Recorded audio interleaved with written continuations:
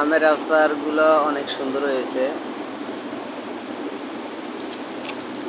আর এগুলো রোদে শুকানো হচ্ছে এখন, কারণ এগুলো দীর্ঘদিন খেতে চাইলে অবশ্যই রোদে শুকাতে হয়। সেজন্য হচ্ছে আচারগুলো রোদে শুকানো হচ্ছে। আর এই আচার সবেরই সব ভালো লাগে, আমারও অনেক প্রিয়। যাই হোক, আচারগুলো কেমন হয়েছে অবশ্যই সবাই জানাবেন। আর এটা হচ্ছে ছাদের উপরে রোদে শুকানো হচ্ছে।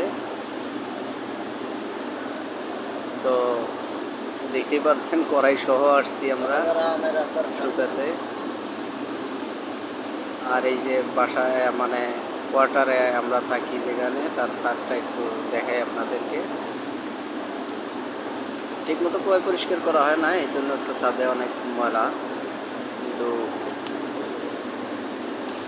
তারপরও মোটামুটি একটা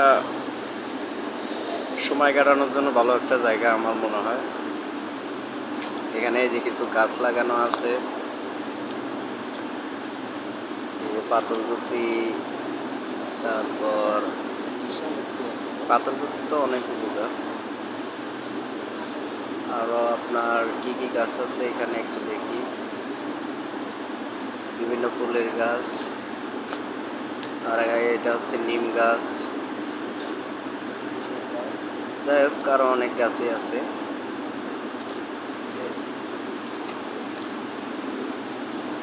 এই যে এখানে হচ্ছে একটা নারিকেলের গাছ আছে,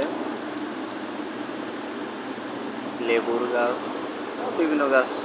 যাই হোক, আম গাছ চারপাশে, আর এখানে কাঁঠালের বিচি রাখা আছে।